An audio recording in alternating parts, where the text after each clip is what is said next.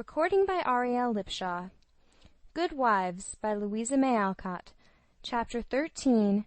Beth's Secret. When Jo came home that spring, she had been struck with the change in Beth.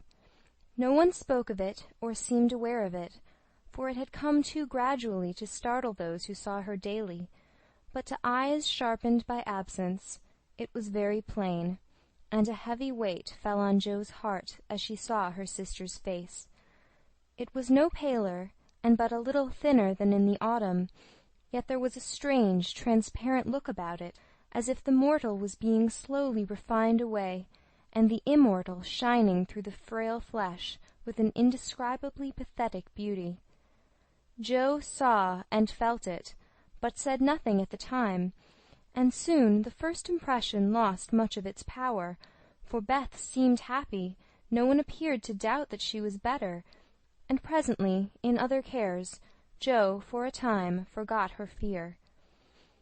But when Laurie was gone, and peace prevailed again, the vague anxiety returned and haunted her. She had confessed her sins and been forgiven, but when she showed her savings and proposed a mountain trip, Beth had thanked her heartily, but begged not to go so far away from home.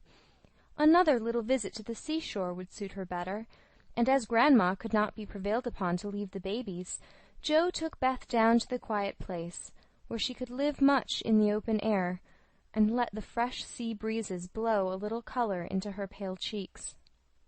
It was not a fashionable place, but even among the pleasant people there, the girls made few friends, preferring to live for one another.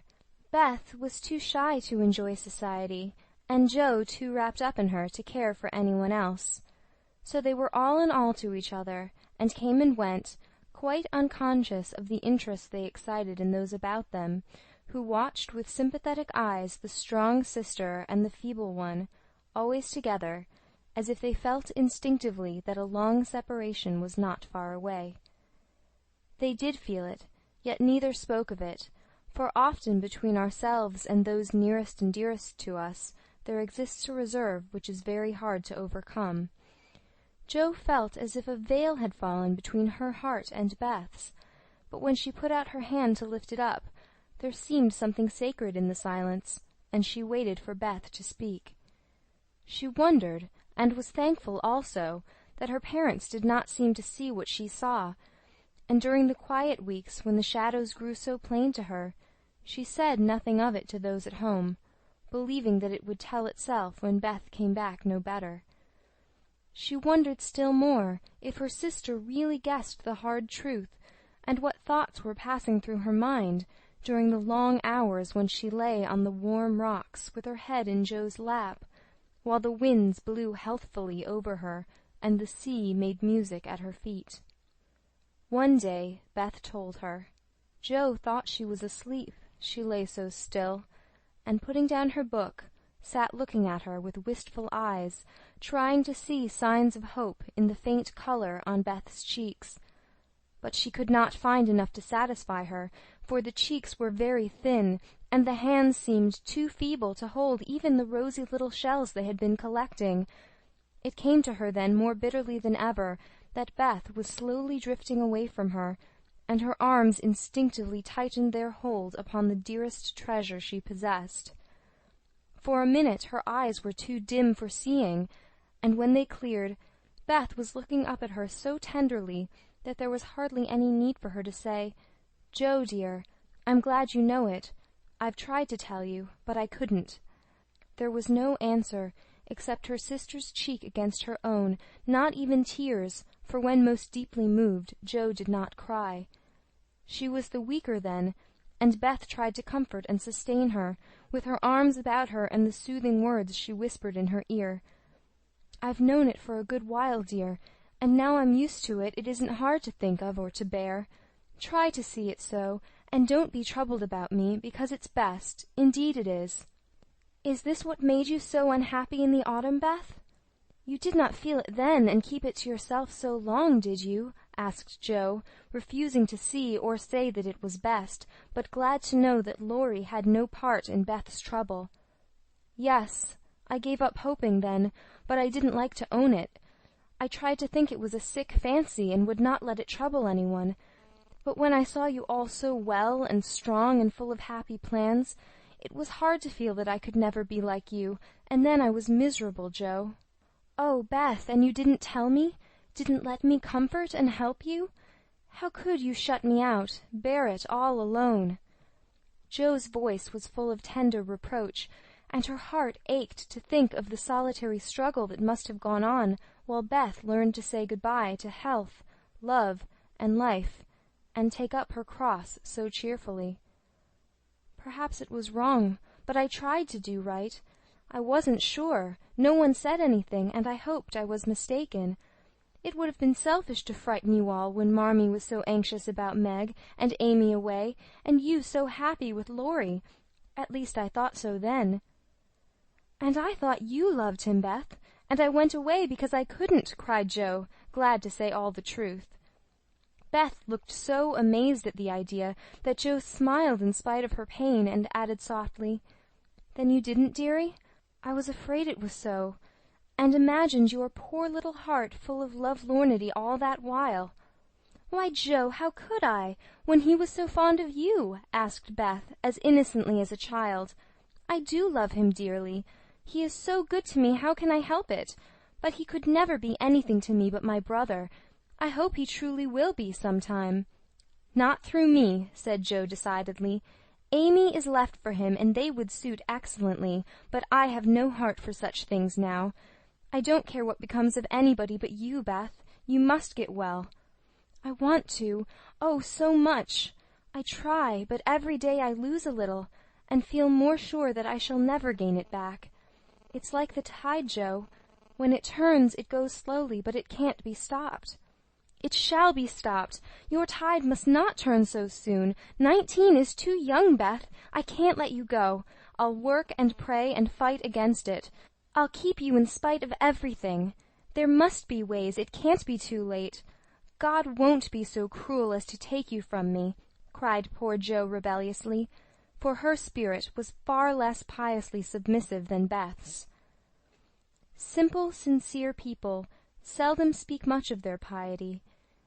It shows itself in acts rather than in words, and has more influence than homilies or protestations.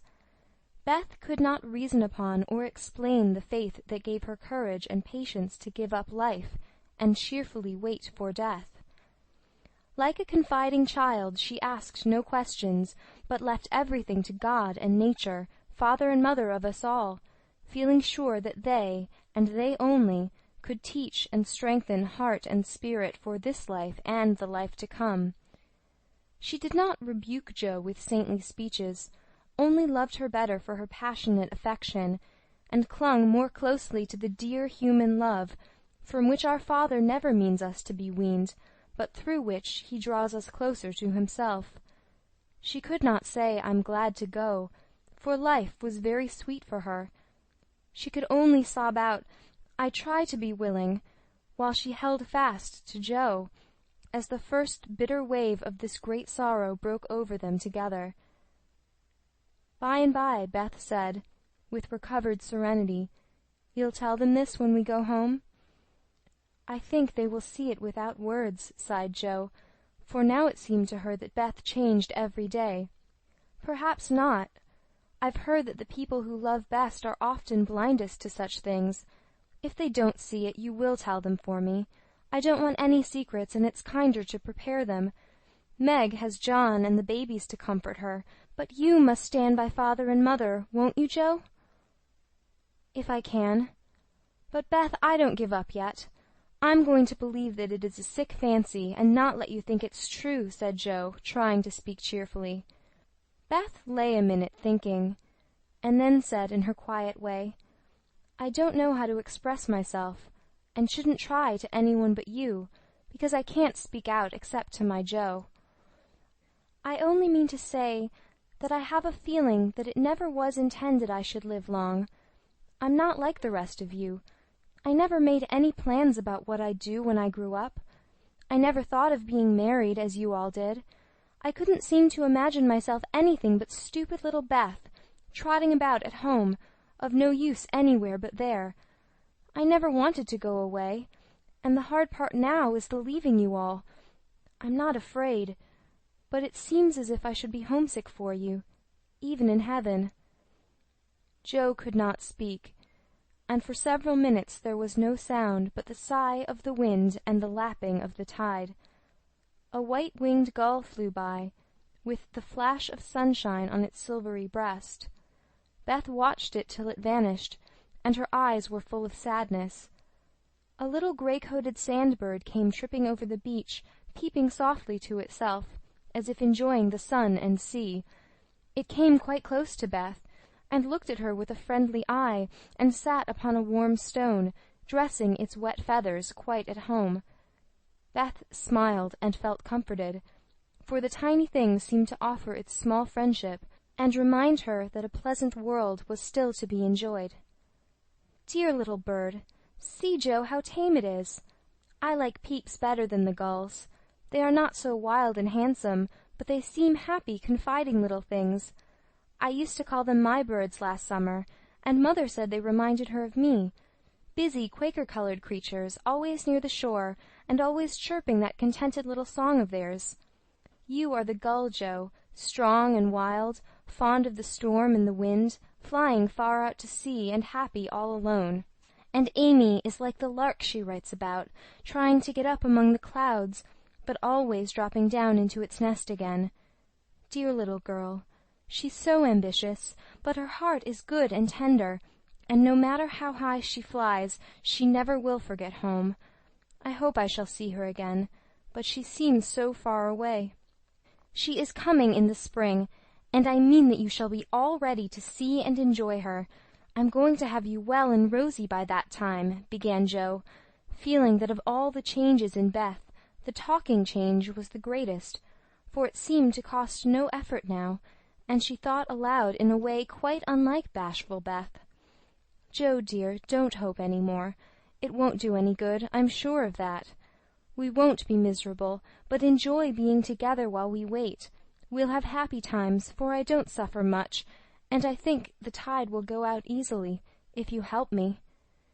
Joe leaned down to kiss the tranquil face, and with that silent kiss she dedicated herself soul and body to Beth.